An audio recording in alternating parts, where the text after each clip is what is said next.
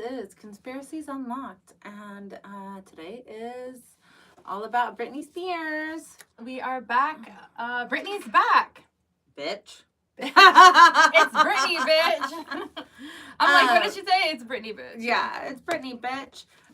She's We're on to chapter 8, and we're just reviewing the book and just going over our thoughts and anything that we can find that's weird, conspiracy, or anything at all. It's fun. An insight into her life a little bit more. Yeah, it's Heather loves Britney, so that's why we're doing I this. do love Britney. I do love Britney. Just I love her music and her whole vibe and everything. And she can play with knives all she wants. I don't care. So, this chapter, and forewarning again, I do this every few episodes, she jumps around a lot in her chapters, and she just they're very short chapters, and they're very jumpy chapters. Mm-hmm.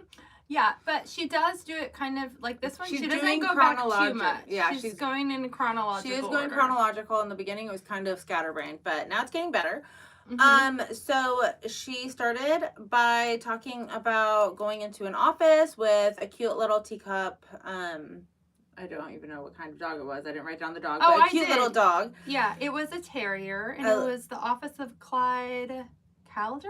Yeah, which I was like, who the fuck is Clyde Calder? Who is that? Because I'm thinking of like Clive. Isn't Clive Davis is a really popular executive producer? Well, I'm not sure who that is, but I know that Clive Calder is an executor, founder of Jive Records. That's what it said in the book. Yeah. Yeah. And so she thought that she didn't know who he was when she walked in. She had no idea who this man was. She guessed that he was in his 60s, like an old man. To her, mind you, she's 15. So anybody past 40 is like 1 foot in the grave. Oh, pretty much, yeah. And we should say she did go there with her manager, Larry Rudolph. Yes. She was not, it wasn't like they just sent her there by herself. No. She always had to have somebody with her at all times. And so he was actually only in his 50s. And Britney just fell in love with him. His whole demeanor. She felt like he was like her uncle in another life or something. When you get that feeling with somebody. Mm-hmm. And I love that. I get that every so often with people. And it's not attracted as sexual or anything. It's just it's like you've known them your whole life almost, and you just met them or whatever. It's instant connection. Yeah, I love that. So that seems like what she was going through or what she felt for him. And then she also I think the dog helped. It was a teacup terrier is what I wrote. So I think that helped kind of break the ice for her being a young teenage girl. There was a little dog there she could play with. It probably made her feel even more warm and comfortable. But she did say that when she went into his office was not a regular office. It was a 3-story office. It was huge, but then inside it was home. It was small dog, home. Yeah, very homey, and comfortable. She was yeah. But she also said that she felt like it was almost like a parallel universe, and she was walking into a dream. So it was very surreal for her. She was very innocent. Mm-hmm. She didn't know about the business aspect. Obviously, if she's gonna do this, she's gonna have to meet a lot of executives and but business she didn't people. even know who it was. And she's from Louisiana, and she used to do little dance recitals or little pageants. dance recitals and go play in the forest. Well, she was in Mickey Mouse Club at this point. She was, but that was a very short. Yeah, it was a year and a half or so. It wasn't a lot. I'm sure. But she had no idea who she was talking to when this happened. Oh, no. When she didn't. They didn't tell her, or else she said she would be nervous as fuck. But, so she had said in quotes, walked into an amazing dream. Yes. That's how it felt when she was walking into his office. And that's when her dreams got a jump start. And what I wanted to say was that she sang Whitney Houston, I Have Nothing, as her song, because she had to sing for this random man in her head, random man, you know? Well, And yeah, that's what her whole purpose of going to New York was to go sing. around and sing for various different executives. So she didn't just sing for him.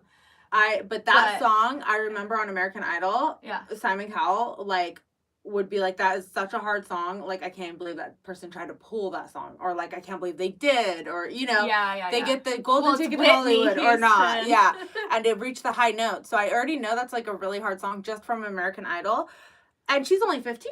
But if you look at her Star Search, I mean, she was much younger. But if you look at her Star Search auditions, she could belt it. Yeah. Like, very, she had a very, like, a deeper voice. Deep. Yeah. And where, like, Christina Aguilera is more like, and she's like, well, you know what I mean? She's like, Christina Aguilera can belt it in a higher tone, where Britney belts it in, like, a lower, like she does it deep.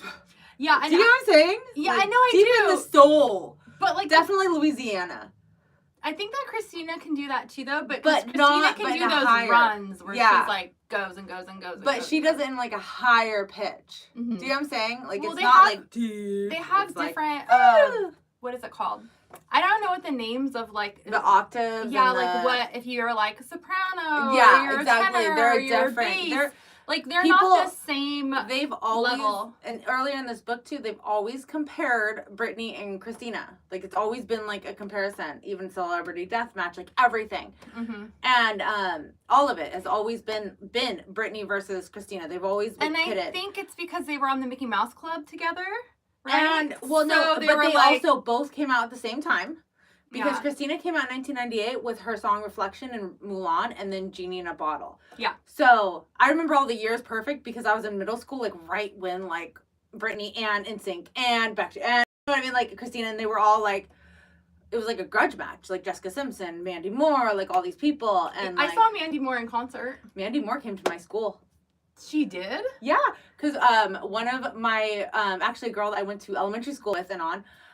She won the Oreo contest to have Mandy Moore come to your school. Oh my gosh, that is so funny. Yeah. So did she sing Candy? Yeah, that was her song. So for sure. But she was there. She sang like she did a concert at our like school in like the auditorium. I was trying to think if I was in high school or middle school, if it was freshman or 8th grade. I think probably freshman. Yeah, you probably would have been early high school because she opened for the Backstreet Boys. Yeah, and Britney had NSYNC had Britney, and then she had And I remember when she opened for the Backstreet Boys, because you never know who's gonna open. Like you do sometimes know, but you don't. Well, no, I was pissed. Sorry, I thought it was MGM Grand. Oh. And we were in Vegas. It was Backstreet Boys.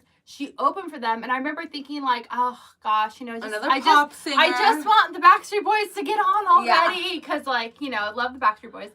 And then she came on, and I was like, oh, she's really good. Like I thought she was cute, and she was not like afraid of the stage, because she was this tiny little thing. Mm-hmm. She was tiny. She was not afraid to just get up there and belt it, and she wasn't like a big production because she was just opening, but she definitely like walked the stage that way, this way. She didn't just stand there like a scared little mouse or something. So I was like, oh, I like her. She's cute. And then from then on, I kind of followed her, and now she's, Mandy Moore. Everybody knows who Mandy Moore is. But it was interesting because that was my first time ever hearing her is when she opened for Backstreet Boys. Oh, that's funny. Britney was supposed to open for NSYNC. My first concert was NSYNC in 7th grade. And she was going to open. And for a reason, she didn't do San Diego or the LA part of it, like Southern California. She just didn't I don't know why. That's but so strange. It was I forget who opened. I think it was like Black or like 3LW or like one of those like random threw together real quick band like girl groups. Yeah. So that was kind of shitty. But anyways, so whenever I saw Clive Calders, I know that Clive Davis signed Whitney Houston. Oh, and that's who he is. Okay. And then when I saw that she sang Whitney Houston, I was like, wait, is Clive Calders is his like other name like Clive Davis? Did they like change what happened? Oh yeah, so that's Pete. Yeah, did for some reason. So that's why I was on my phone a few minutes ago because I was like, wait, I forgot to look that up when I was reading the book. The artist formerly known as Prince or whatever. Yeah, right. What did he turn his name into? I don't know. Wasn't it just like a symbol or something? I don't know. Yeah, but I do remember Puff Daddy being Puff Daddy and then P Diddy. Yeah. And then there was a lot of jokes to be like, oh, is he gonna be now? Just helping the kids with their enunciation. Yeah. So, anyways, well, I wanted to say something before we move on to the Whitney part. I wanted to say that Britney thought that Clive acted like he was part of a secret society. Really? Yeah, and to me, that was like, ooh, there could be a conspiracy in that because, you know, the Illuminati, supposedly, supposedly like the entire music industry, you know, all with the artists. Eyes or what do they do with the eye thing? This thing, or they've been saying all over the internet that everybody always goes like that, I think. Oh, yeah, they do like like 666 or something. No, they do that or like but it's something like that. Or what, I don't know what it is.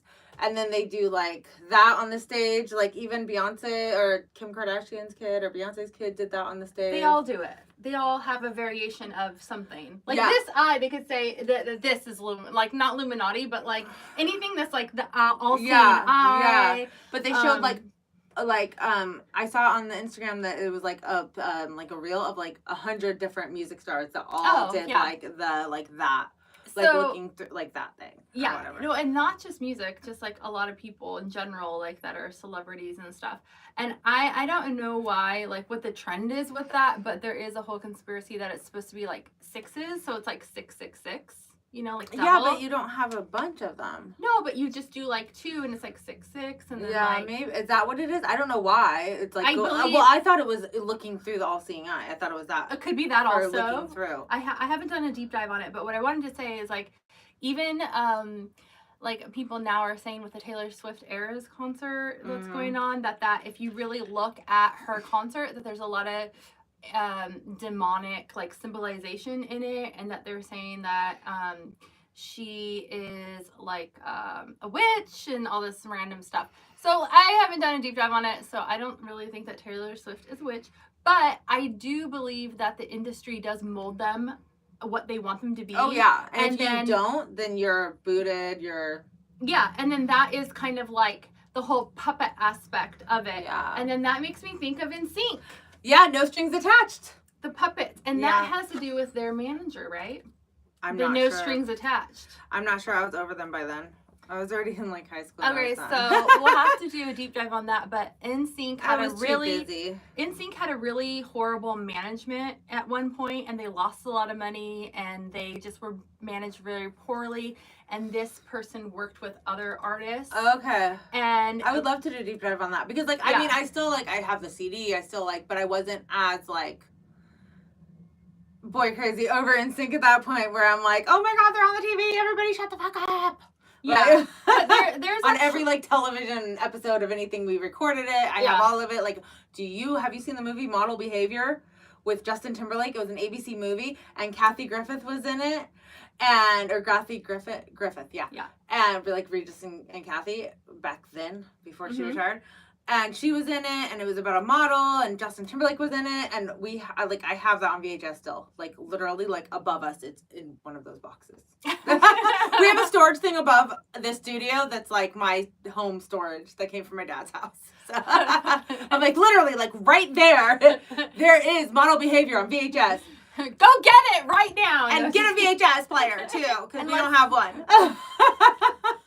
Yeah, so I just thought that really struck me as the fact that we're a conspiracy podcast, and we do talk about a lot of things, but that he acted like he was part of a secret society because he's an executive. I was gonna say for music, and they always say, oh, when they sign the contract, they're signing their soul to the devil and all this stuff. So I just thought that was maybe there's something in there. I'm still thinking of her as a child, so I'm thinking of her whenever I'm reading the book, I'm still thinking of her through 15-year-old eyes. So I'm oh, a secret society, the glitz and glamour of Hollywood, which the secret society of Hollywood is exactly what you were just saying. The Illuminati. Yeah, no, just kidding. Right? I don't know. So, I don't know if the Illuminati's real. Do you think it's real? Yes. Okay. 1,000%. Oh. It's in my Red Society book. My Secret Society book. What are you talking about? Oh, okay. Well, then maybe he's part of the Illuminati because Britney got those vibes. It's like the Masons, like the Freemasons. They're real.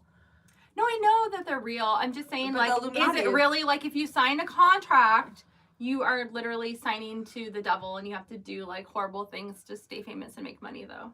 I don't know about that. That's, like, how they put it. Anyways, okay, so she just, like, really loved Clive Calders because he also, like, she really sincerely believed that he believed in her. You know what I mean? Like, he believed in her, so... Yeah, he saw the talent, he saw the potential, and he saw the dollar signs. Cha-ching! So He's like, ooh, this one's cute, and she can dance, and she can sing. Yeah. Let's sign her up. So she got record deal at 15 years old. So Britney, you're on the road to Hollywood. Actually, no, that's a lie because she ended up going to New York first. Yes. But so mom was busy teaching second grade at that point, and Jamie Lynn, her little sister, was too young to like have that chaotic like world and lifestyle and stuff. So her friend Felicia Collada, which is Miss Faye, accompanied her. Fee. Okay, Fee. I think it's Fee. Okay, accompanied her everywhere, and I remember her being on like making the music video, doing the MTV crit. I remember her being with her through interviews and stuff. Oh yeah. I 100% remember her. But you know what's funny is I always thought that was her aunt. Which I think it probably was. It was a really close family friend, so it'd be like my kids would call you Aunt Heather or whatever, you know. Aunt I guess Heather, that's true. Yeah. So especially down in Louisiana, for sure. Yeah. Because like even for sure. Yeah. Like you're actually the only friend that my kids don't call auntie. Which is it's so weird. Yeah, It's weird. It is very weird. Maybe because they're like, I'm already past that. It's just Heather. Yeah, I don't know. Yeah. Anyways. But the thing that I thought was funny too is that she chaperoned her everywhere. Obviously, because she's a minor, she needs a chaperone. But Britney also used the word handler. Yeah. In the book. Yeah. So she did. She did it multiple times. Use the word handler. Like I always had a handler with me. She was very aware of like the true situation that like she had to have somebody with her. But she's underage, so yeah, that makes sense. Yeah. At least she got to pick her handler back then, because. Yeah, I'm trying to think because like okay, so I'm rewatching, or I'm not rewatching. Well, I am rewatching, but I'm listening to the Pod Meets World, which we just went to. Yeah. Pod Meets World, which is the Boy Meets World rewatch with the characters that were in the show, and they talk about that because they were all underage, how their moms all got along and They never refer to them as their handlers. They're just like, we had to have an adult. So like Eric's family. The person who played Eric, Will Friedle, his family was in New York, so he had his like brother's friend who was like 19 or 20 be his adult because he was 17 or 16, and you just needed an adult. Yeah, it didn't matter who it was. Be alone. Yeah, you just couldn't be alone without adult representation, and that is how they say it is like representation, not handler. Yeah, which is funny that Britney uses the word handler. I'm writing that down. That is a thing. Yeah, you're right. That's a very, very weird word to use. And as we get more in the book, I'm sure handler is going to come up a lot more, especially with the conservatorship and everything else. Yeah, for sure. Yeah. So, Jive Records said we're calling her Miss Faye. Fee. I think it's Fee. Do you? I don't know. I can picture her face. I can picture Britney saying Fee. Okay. Like. Yeah, calling her fine. Fee. Okay, Fee. Yeah, Fee. Okay, Miss Fee and Britney. I just remember I can picture her face because like when she would go on talk shows and stuff, and I'd see her. Brunette, curly hair. Yeah, she would always be in the background. She was everything. She was always there. Yeah. Anyway, so they got an apartment. Jive Records got them an apartment in New York, so they could go to New Jersey like every day to record. And she like loved it, and she recorded with Eric Foster White, who worked with Whitney Houston. Which is interesting because she sang a Whitney Houston song as she went around to the executives. It is funny. And then it's funny that Clive Davis, who signed Whitney, is not the same Clive who signed Britney. I mean, I've never heard that name other than Clive Davis. I've never heard the name Clive. Is that even a name? Well, we're not in the music industry. Well, but I just Googled them. That was their born name, was Clive. Oh. If you have a child and you name them Clive, they're going to be in the music industry? No, I thought you meant you hadn't heard that name associated with Britney in music. Oh, no. Like, I'm if saying, you, like, we're looking at him. no, you know. I just, in general, I've never heard the name Clive. Like, I've heard Clyde. Like Clyde. Bonnie and Clyde. But it also says that he had a South African accent. So he's probably from Africa, and it might be a name that is more in that associated with South Africa. Maybe. You know, it's like maybe it's not an American name. Maybe it's a South African name because he was from South Africa. Maybe. I want to see what Clive Davis is now. Now I'm curious. Clive Davis is from... Is he from South Africa? I'm trying to figure out. Hold on. I'm sorry, guys. Hold on. See, like, one of the most things that people ask, did Clive Davis go to Whitney Houston's funeral? Like, if you've ever seen The Bodyguard, Clive Davis is a major role in not the real Clive Davis, obviously. I don't know where he was fucking born. It's not telling me. It's not telling me. Where was Clive Davis born? No, I don't do that. I take the long way. He was born in New York City. And he's still alive. He's 91 years old. He was born in 1932. Migrated from South America or South Africa. Migrated who? Who migrated? No, he was born in New York City. His family. He migrated. What is he? Fucking birds? The Great Migration? He flew all the way from south. He flew north for the summer or for the winter or whatever. I fucking know. Anyways, okay. So she was in Jersey a lot, recording a lot. Yes, she was. And what's your next note? Because my next note that I have is basically that she worked so much in the underground studio booth for months, and she never came out of the booth. And that just made me think of child labor laws. But it just sounds like underground. All she could hear was her own voice. Booth. But I mean, I'm sure it wasn't that sinister. But but also critics of this book have said that this is her thoughts, her memory. Like, maybe her working all day was like, 6 hours, but in reality, oh no, I'm sure she had to work a lot more, she did, especially with the dancing and stuff. She would have to constantly, she'd have to learn the choreograph, and then she'd have to practice with the other dancers. Yeah, and then they have to put it to music, and then have to put it to the production. I mean, that's hours and hours, and that's not even the time spent recording the songs. Yeah. So it's a I can believe that it was understand all that constant work part, but making it sound like she was like in an underground cave. I know. That's why I was like, underground booth for months. She never saw the sunlight. Month. Never even saw the sunlight. No, to the point where she didn't know what a screen door was. And she ran into it, which, by the way, I have been in the sun for a lot of times. And I have run into many a screen door and glass sliders. I was going to say, I've never ran into the screen door. It's usually the glass slider. Definitely and then you're facing into the glass sliding door in a party with all of my peers when I was probably like maybe 23. A big house party, music, people everywhere. And I freaking ran into it. I've definitely done that when I was like 16, 21, 22, like multiple times. I'm the biggest klutz though. Like, do you remember whenever I broke my arm and then I broke my arm I didn't break. I sprained my arm, my wrist, and then I sprained my foot and I was on crutches for like 2 weeks. But not only did she do that, but she broke her foot like 5 times in a matter of like 2 months or something. Well, no, it was within 5 days. It was crazy. It was 5 days. That was a different time. Like, why is she hobbling again? That was a different time. You're very accident prone. Yes, I am. Yeah, and so I get that. That's not. Yeah, that's normal. Yeah, but it was just funny because she said in the same breath of like saying that like she was mortified, so embarrassed that she ran into the screen door. It wasn't really a big deal, but like she took it as like, oh my gosh. And then she said, I probably shouldn't have been in that recording booth like so long. Yeah. And then she's like, and that was my most vivid memory of this time. And it's like, her core memory is her like running into pick a new core memory. Well, you know what? Maybe she just means because all she was doing was that, and then that's it. Like, that's it. She got out one time, and that's what happened, and that's her memory. Maybe she should have gotten out more. Oh yeah, to have different memories. She should have gotten out more for sure, but Yeah. she was dedicated, and she also was a perfectionist. It paid off. She was a perfectionist. I have a note saying perfectionist because it wasn't so much that they made her stay in the booth. Obviously, we weren't there, so we don't know how much they said, no, you need to finish the song.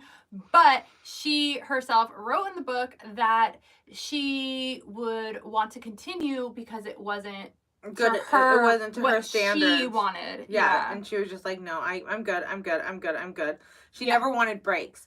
But that's not even right now. No, but I imagine that's how she was. No, though. No. That's like her personality. That's in like two more notes or two notes. So then she met a Swedish producer named Max Martin, who very famous. Yes, who wrote songs for Backstreet Boys, Robin, and Bryan Adams.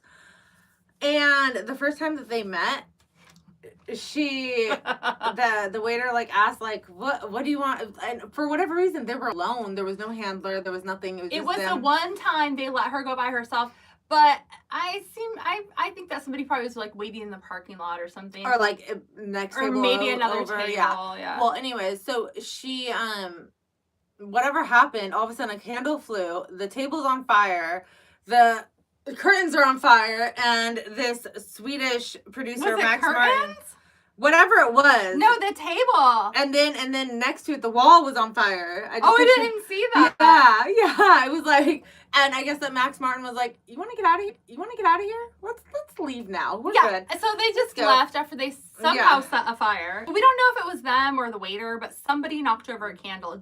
She didn't specify who. And so after that, what does she do? She flies to Sweden with this guy. Well, with her handler, like, of course. And she then went into the basements of Swedish, and she was like, I don't know the difference because all I see is fucking recording studios. And that is where Miss Fee would be like, hey, let's go get coffee. Let's go get out. Wait. Let's go get coffee? Yeah. Okay. I want to ask you something in Swedish. Oh, God. So, if anybody knows me, I did my DNA and I found out that I'm like 23% Swedish. Is that when you started your Babelfish and you started to learn Swedish? Was that the language? What is Babelfish? Or not Babel? Yeah, Babelfish. That's where you learn a new fish? language. It's just Babel. Oh, it used to be Babelfish. Oh, years ago, like 12 years ago. Did they drop the fish? Babel. I don't know what you're talking about. It used to be Babelfish. Really? It's Babel. Please, somebody, tell me that you remember Babelfish. It used to be like a little orange fish. I swear to God. And he would come out and be like, bop, bop, bop, bop, and little bubbles. I'd be like, good job. Oh, no, it's like, it's not like that anymore. I mean, it was for adults. It wasn't like a kid. No, I know, but but it was it's not like that. They dropped the fish and there's no more bubbles. No, so I found out that I was Swedish. So in like and this is right after COVID, when during COVID, everybody came up with a million hobbies and thought they can do a million things because we all had time on our hands. This was after that. And I was like, yeah, I'm going to learn Swedish. And I did learn a lot. Yeah. But I know how to ask if you would like to have coffee in Swedish. And I wanted to say it because she asked. And you would say, vill du fika? Oh, nice. Vill du fika means, do you want to have a coffee break? Or would you like to join me for a coffee break? Vill du fika? Okay. So Swedish by Heather. I got to use my Swedish somehow. For the first time ever since she learned any of it. Because she says that she's trying to get Britney coffee. Yeah, and Britney had such a good work ethic that she just never wanted breaks. And the night before she recorded Baby One More Time, she had been practicing all night the night before. Mm-hmm. And so her voice sounded all like grainy and gravelly. It's like really like... but to her, she sounded more mature and sexier. And so that is how we got Baby One More Time. And that was the birth of the voice, really. Because she before was singing Whitney Houston belting out these ballad, well, not ballads. Well, yeah, they're ballads. But like in her style of like Broadway singing. Yeah. And then she got all raspy and like became like that. One more time. She did not sound like that. my gosh. So, but what was awesome about this like Max Martin dude was that he really helped her perfect what she wanted to sound like. So she'd be like, "Oh, I want to be more R&B. I want to be more pop. I want to be more this. I want to. This doesn't sound right. I want to be more like." And he would help her be like. Well, Brittany had better ideas than the studio because the studio.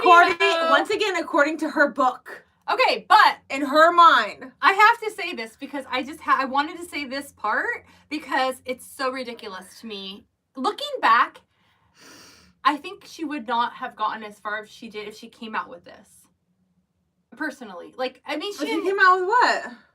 What the studio wanted her to do. Oh, okay, yes. So I just wanted to say because it sounded so ridiculous to me. Oh no, that's chapter 9. Don't start it. Well, it's no so important. Nope, you're gonna have to wait. You have to wait. It's chapter 9, and yes, you are right. Let me say that part. No, not until this is your cliffhanger, guys. You got to come back and listen. Do not say anything. Just wait. But I will say that look, you can't all of a sudden. What? You can put a filter. I kept telling her, I'm like, there's no filter. I told her that it's false advertising anyways. We don't need a filter. Well, not that we need a filter, but I didn't know anyways, I'm learning. The end of the chapter says that Max Martin was like, so you can sing, now can you dance? And she's all, sure thing. So then comes dance. And then we will move on to chapter 9. Yes. So please join us for chapter 9 for our cliffhanger of the bullshit that I will admit that was Jive bullshit. Studios came up with some fucking funny shit. It's funny. Weird shit. I think it's funny. I think it's really weird. Because it's like, can you imagine? Yeah. Okay. Thank you guys so much for listening. Don't forget to follow our podcast. You can find us on Spotify and just like wherever, everywhere. Just Conspiracies Unlocked. Just watch us here. Go find us, or YouTube. Just watch us here. Subscribe. Tell your friends. Whatever. Share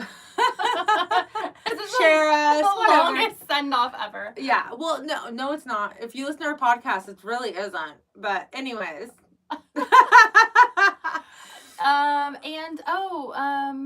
Thank you. Bye. I was like, oh yeah, because I have to stand up and turn it off. Yeah, you do. So you're like, bye. When are you gonna stand up, Heather? Yeah, longest send off Heather. Longest send off ever. Wave. Bye. Oh, this is the thing. I always forget how to do it on this platform. Figure it out. 32 minutes. Okay, are you sure you want to cancel? It's still going. It's